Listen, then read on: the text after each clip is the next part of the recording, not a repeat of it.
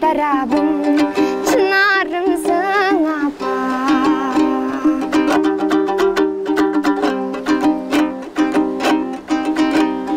Ömür bergen mağa, göңül bölgün mağa, Kuday bergen mağa, ay günümsün, kamkorlarımdan kubat verir mağa, atam menin apam, baylığımsın, apa.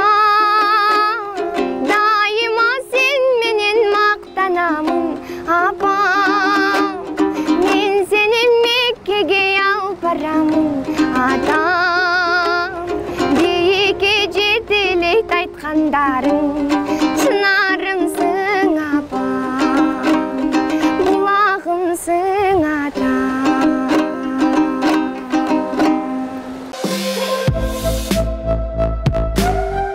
Ассаламу алейкум, Азирет Осмонов YouTube каналының көрүүчүлөрү, бардыңыздарга салам. Бул жолу дагы Сапар Travel берүүсүнүн алкагында биз Аксы жергесине келгенбиз. Бул жакта дагы азыркы учурда YouTube'ду деги социалдык тармактарды жаркылдап, өзүнүн сонун үнү менен көпчүлүктүн жүрөгүнөн орун алып ырдап жаткан Нурайым Акылбекова аттуу карындашыбыз бар.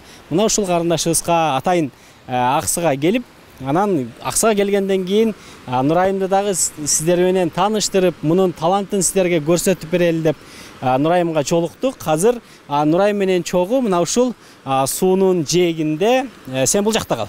Суунун жээгинде ырдап берели деп келип отурабыз. Алдыда Нурайым комуз менен, гитара менен ырдап, жана өзү тууралуу маалымат берет. Андыктан алдыда кызыктуу нерселер болот. Түрдүрбөй көрүп туруңуздар. Нурайым, сен канча жаштасың? 16 жаштамын. 16 жашта. Аксынын кайсы айылынан? Кызылжар. Кызылжар айылында жашайт бул жакта азыркы учурда. Мектеп окуучусу, 11-класста окуп аткан учуру. Сен комузду, гитараны айылдан эле үйрөндүң да туурабы? Өзүм эле үйрөндүм. Өзүң эле же кружокторго бардың беле, кандайдыр мектепте, райондо? Жок, кружокко барган жокмун, өзүм үйрөнүп, анан быйыл эми эле бардым. Өзгөчө башкача ырларды үйрөнүш үчүн эле. Ырларды таанышып. Быйыл кружокторго, немеге курска бардың эле жатканда. Так. Үйдөн ким ырдайт эми, сен каяктан ырдап, мисалы, Нурайым социалдык тармактарда ошол комуз менен, гитара менен ырдап атып эле, азыр көпчүлүк элге уже таанымал болуп калдың, Таанымал болуш керек. Айылда мен таанымал болгон үчүн биз мисалы таанып бул жака келип атабыз. Бул жакта элдер саламдашып атышат.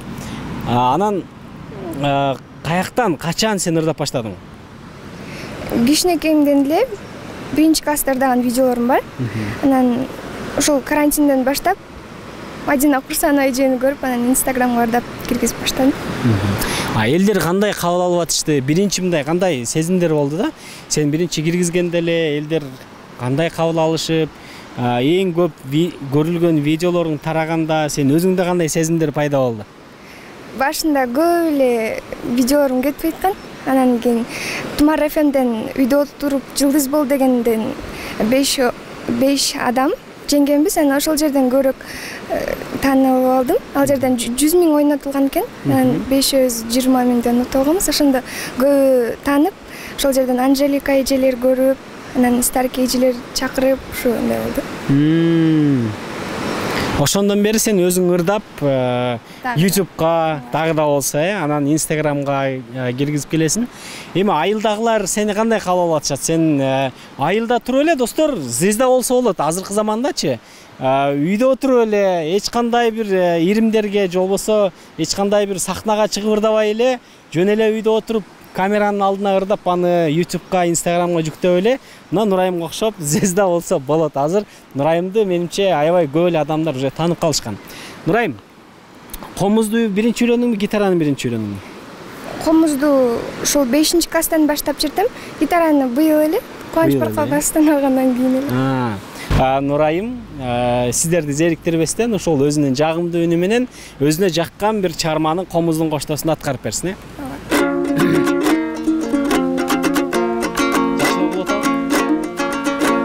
Чыныгы жүздөр менен чыры жок сөздөр менен жаркырап күлүп турган жайнаган көздөр менен жолуксак кандай жакшы жолуксак кандай жакшы жолуксак кандай жакшы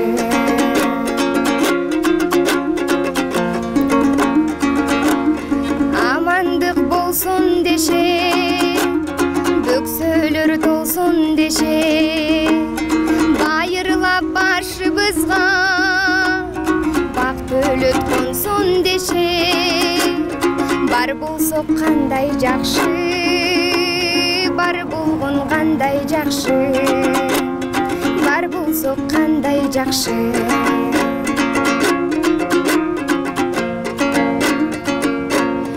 өйдөдө бөк болуп ылдыйда жөлөк болуп туугандар амандыкта жакшыга себеп болуп жолуксак кандай жакшы жолуксак кандай жакшы жолуксак кандай жакшы жолуксак кандай жакшы баракелде кол чабуулар. Силер да көрүп аткан болсоңор достор, кол чабыңыздар. Нурайым, сен ар дайым кайгылуу болсо деле, шаңдуу болсо деле, аябай постоянно күлүп турат экенсиң. Эмне үчүн? Билбейм, кичинекейимден эле күлүп урдайм. Кайгылуу ырларды да күлүп урдап, көбүнө жакпай калам. Жакпай калам. Ошону айтышабы элдер? Ооба. Бир жолу өксүк ырын күлүп урдап койгом, анан баары айтышты, бул кыз ырдын маанисин түшүнбөйбү деп ушинтип бир айтышып чыгышкан. Андан кийин ал нерсе ырдабай турган болдум. Жалаң позитивный ырдай турган болдуң, Азыр эми 11-класс экенсиң. Мектепти бүтүп, ушул ырчылык кесипти улантайын деген ойлор барбы сенде, же башка кесипти жакшы көрөсүң, бул жөн эле хобби болуп калабы? Азырынча кайсы кесипкен билбейм, бирок кайсы кесип болсо да ушундай элдин алдында мындай чыгармачылык, башка кесип болсо да ушинтип элдерден жүргөндү жакшы көрөм, элдин алдында. Элдер менен чогуу жүргөндү, элге аралашып жүргөндү, Мен берки чак түштө журналист болом деп койгом да. Анан азыр ал оюңдан кайттың. Ооба. Достор, Нурайым чак түштө журналист болом деп койгон экен. Тилекке каршы биз ал оюнан, Нурайым ал оюнан кайтып, азыр эмне болгусу келип калды? Врач. Врач болгун келет. Эмне үчүн? Көп эле ошол жакшы деп айтып калышты. Анан журналист болбойт деп. Сен врач болосуңбу? Үлбүрөп бараган турасың го коркуп. Анда кел анда дагы бир чыгарма аткарып бер анда. Ушул көп адамдардын жанагы жүрөк оорулуу адамдардын жүрөгүнө себеп болуп калсын ушул. Сен ырларыңы угуп, алар дагы жакшы болуп калсын. Достор, бул кайрылууну түрдүрбөстөн угуп туруңуздар. Буга чейин эсиңиздерде болсо, Ош шаарында Гүлбирак аттуу жекебизге Ансар Групп коммерциялык эмес керектүү кооперативи үй алып берген болчу. Комментарийге видео чыккандан кийин аябай көңүңүздөр сурагансыздар, Бишкекте филиалы барбы, качан ачылат деп. Мына буюрса бүгүн Ансар Групп компаниясынын жетекчиси Бишкек шаарына келди. Мындан ары буюрса Бишкек шаарында Нур Конуш турак жай кооперативи менен чогуу Ансар коммерциялык эмес керектүү кооперативи экөө биригип, мындан ары Бишкек шаарында дагы иш алып бара турган болушту. Бул жакта мынакей Элдос Олжобаевич отурат, бул жакта Нуржан эжеке. Буюрса азыр ушул жерден экөө келишим түзүп, сиздердин алдыңыздарда анан мындан ары Ансар Групп коммерциялык эмес керектүү кооперативи өзүнчө Бишкек шаарында жаңы офис ачып, ошол жакта мындан ары иш алып бараша турган болду. Буга чейин Нур Конуш турак жай кооперативи дагы көптөгөн кардарлар менен иштешип келген. Азыр мына ушул кардарларга Нуржан эжекем түшүндүрүп кетсе. Туура айтасыз, биз да кыска мөөнөттүн ичинде 3 айдын ичинде 74 адам менен келишим түздүк. 74 адамдын ичине 35 кардарыбызга үй алып бердик. Буюрса ушул Ансар коммерциялык эмес кооператив менен кошо чогуу иштеп, дагы көптөгөн жакшы ийгиликтерге жетишебиз деп ойлойм. Биз ушундай 74 адам менен келишим түздүк деп атпайбызбы? Биз алар менен дагы деле иштешебиз, чогуу жумушубузду до конца алып барабыз деп мен милдеттеме алам. Мындайча айтканда, туугандар, бул Нурконуш турак жай кооперативи жоюлуп кетти деген сөз эмес. Бул тескерисинче Ансар групп коммерциялык эмес керектүү кооперативи менен чогуу мындан ары масштабдуу чоң иштерди кылабыз деген ниет менен экөө кошулушту. Буюрса Бишкекте офис качан ачылат? Саламатсыздарбы? Бишкекте буюрса 16 июль күнү ушул айдын 16-сында биз Бишкек шаарында Чокморова 240 дарегинде ачып жатабыз. Негизи биздин кошулуу максатыбыз бул кооперативтердин бөлүнгөндөн кошулганы кыйла жакшыраак. Себеп дегенде бул максатыбыз бир, бара турган багытыбыз бир. Ошон үчүн бир багытта, бир максатта биригип иштесек, буюрса көптөгөн ийгиликтерге жете алабыз. Ошол максатта биз кошулуп отурабыз. Буюрса ошол жерде биздин жаңы кеңсебизге келип маалымат алып кетсеңиздер болот. Ошол жерде сиздерди күтөбүз. Буюрса 16 июль күнү саат 18:00 кечки салкындап калганда буюрса ошол жерде биздин официалдуу ачылышыбызды кылабыз. Туугандар, буюрса ошол жакка ачылышка сиздерди дагы сөзсүз түрдө күтөбүз. Ал жакта алып баруучу өзүм болом.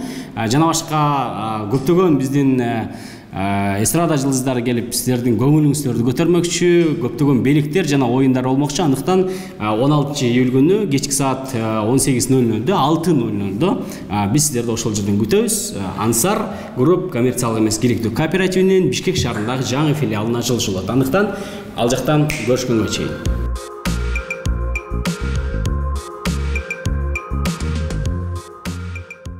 Ошо Инстаграмда эң көп просмотр алган жалгызымсың деген аттарды айтып берейин. Кел.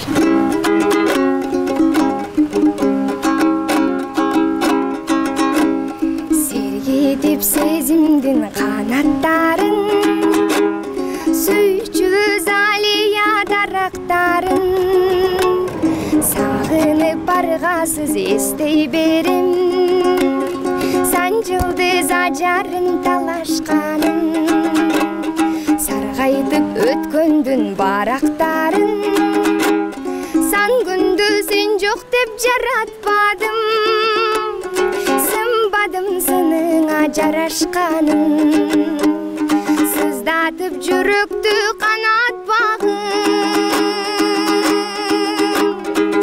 жалгызымсың, жалгызыңмын,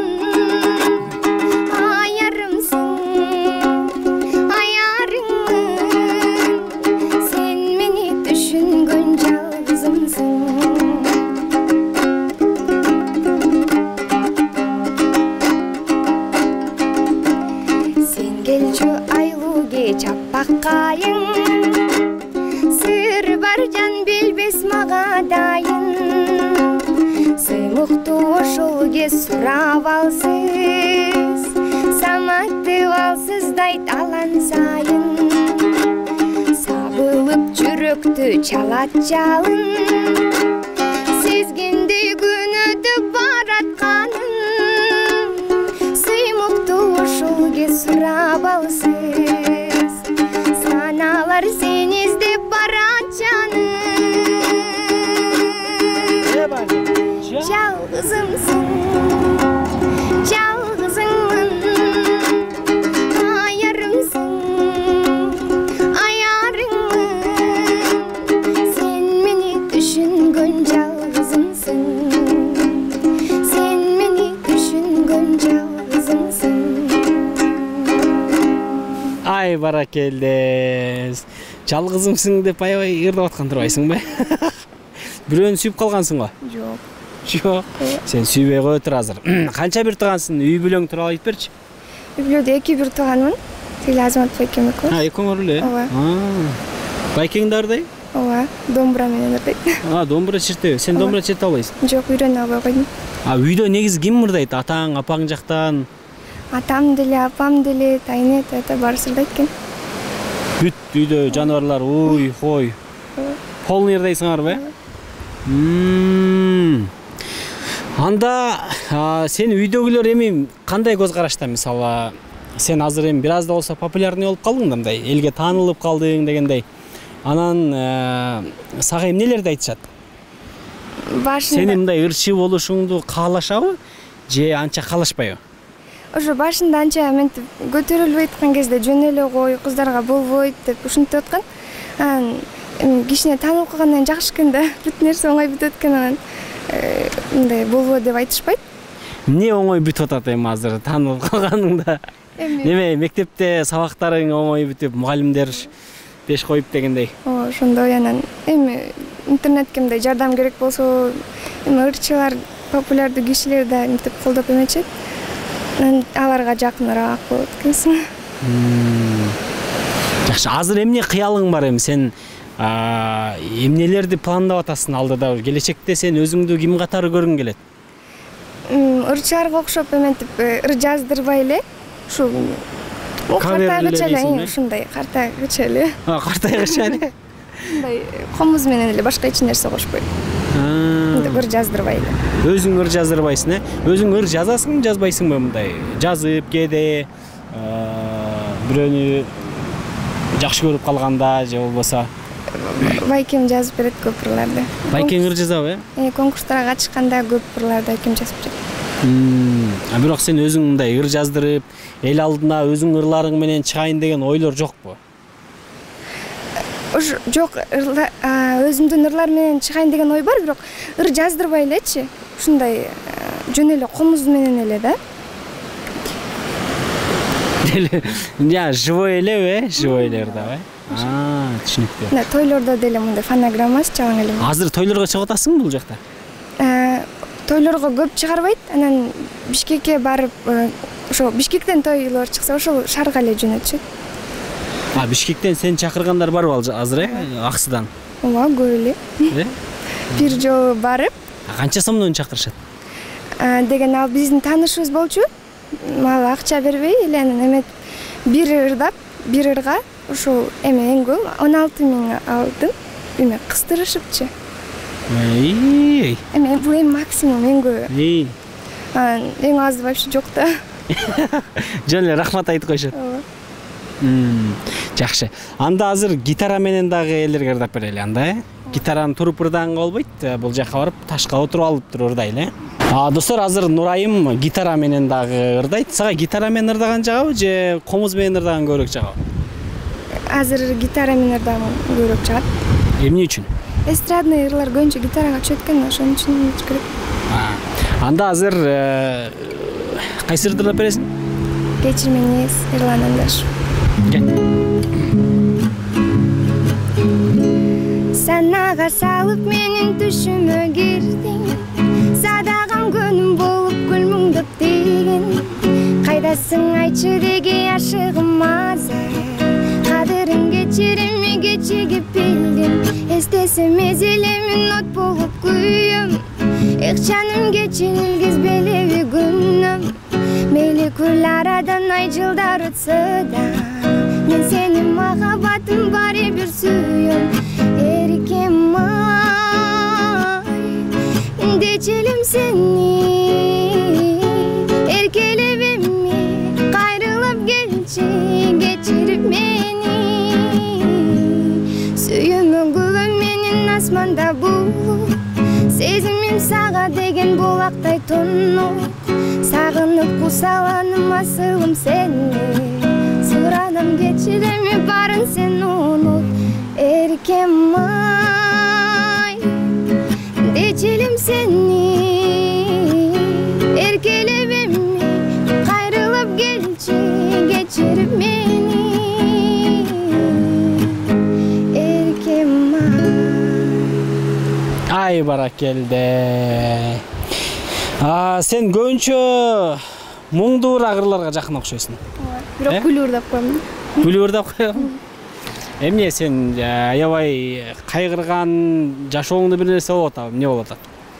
Жок, эми кайгылуу эмес болгону, жай созулган ырларды жакшы көрөм. Табиятыңан. Ооба. Буга чейинки ырына жуп кылып эле экинчи ырды дагы сиздерге тартуулап койсун, анда кол чабуулар менен кабыл алып коелу.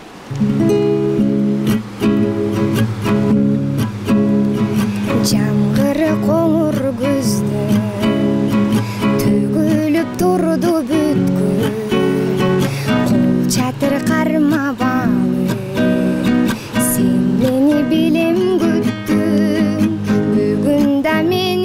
күттүң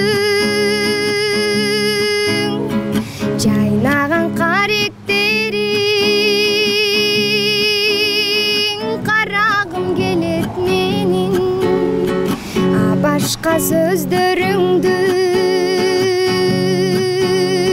укпашым керек менин жөнүңүз таптаза экен көзүңүз башкача экен дегенде мен ойлодум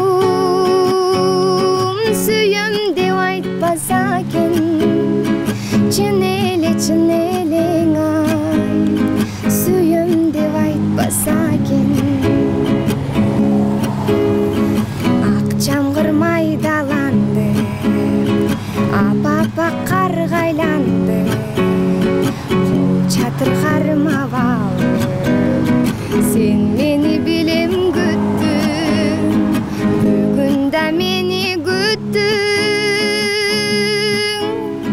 жайнаган каректериң карагым келет менин башка сөздөрүңдү укпашым керек менин өнүңүз таптаза экен көзүңүз башкача экен дегенде мен ойлодум сүйөм деп айтпаса экен чын элең ай сүйөм деп айтпаса экен Ай баракелли, кол чабуулар. Жаатан бери бул жакта Кубаныч Баркалбасов байкеси буну күлдүрүп атты. Кел Куба. Кел. Буга чейин Кубаныч Баркалбасов менен Нурайымдын тааныштыгы бар, анткени Кубанын кайсырына Атанын кадырын билеличи. Атанын кадырын билеличи деген ырдын конкурсунан ошондой конкурс уюштурган өзүнүн ырына. Анан Нурайым ушул гитараны Кубанычтын конкурсуна катышып утуп алган. Ооба. Ошону айтып коелу деп атайыбыз. Атайы. Негизи ошол чыгармам ушул гитара менен жазылган. Анан ошол ырым болсун, балким Нурайымда жакшы ырларды чыгарып калабы деген жакшы тилек максатта ошо Нурайымга арнап атайын бергенбиз гитараны. Молодец, аз көрүп сонун чертип калдым, мага караганда жакшы чертип калыптыр го. Анда азыр экөөңөр дуэт кылып салбайсыңар. Ошолорду сен чертип чогурдайлы? Шуме чертесиң? Анда бесе тосуп алыңыздар. Кайрадан Кыргыз Токтогул Сатылганов атындагы Кыргыз улуттук филармониясы Бишкекте жайгашкан, билесиңер. Экөөңөр дуэт баштагыла.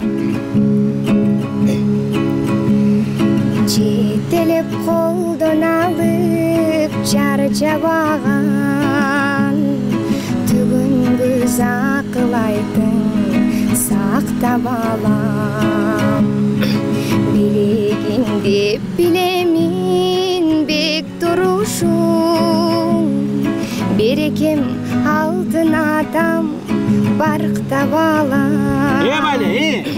сыйлаган бар сыйлабаган барктаган бар барктабаган атанын кадырын билеличи жетпей жүргөн канча жан бар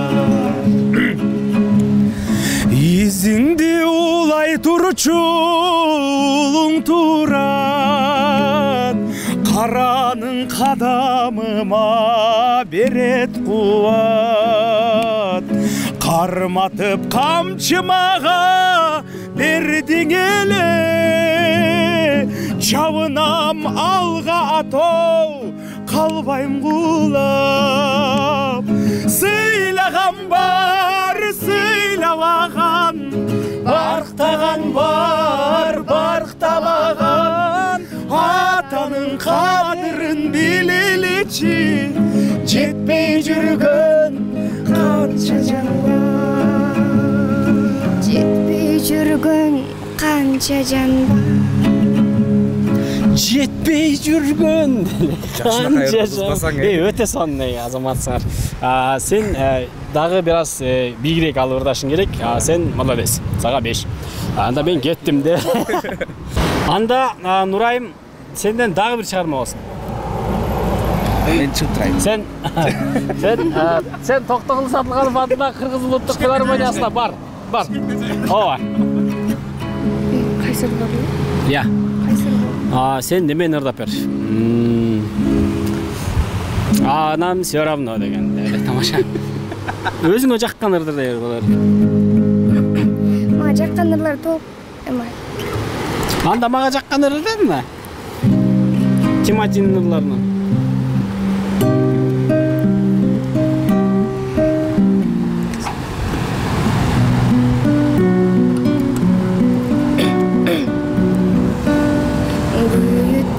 Hiç bilbegen, gün kalayım geç girbegen. Lay la la lay la la la. Unut kaldın bunda.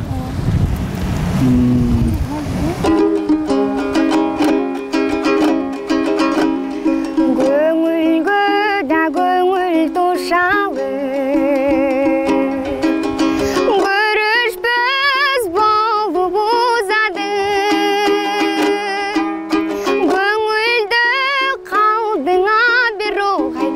Ötkün sana güzalı.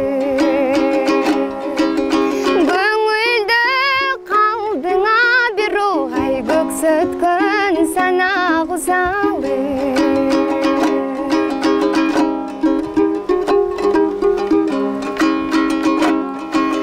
Bayralı babası nazdana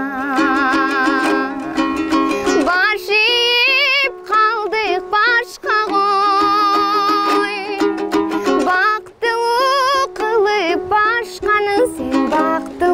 da buldun azgana. Baktılı kılıp başkanı sen baktılı da buldun azgana.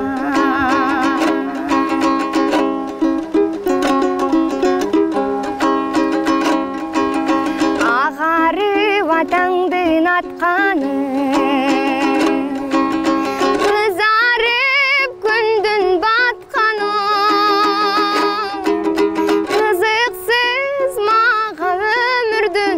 Özüngsüz ötüp жатқаны Kızıksız mağa ömürdün Özüngsüz ötüp жатқаны Özüngsüz ötüp жатқаны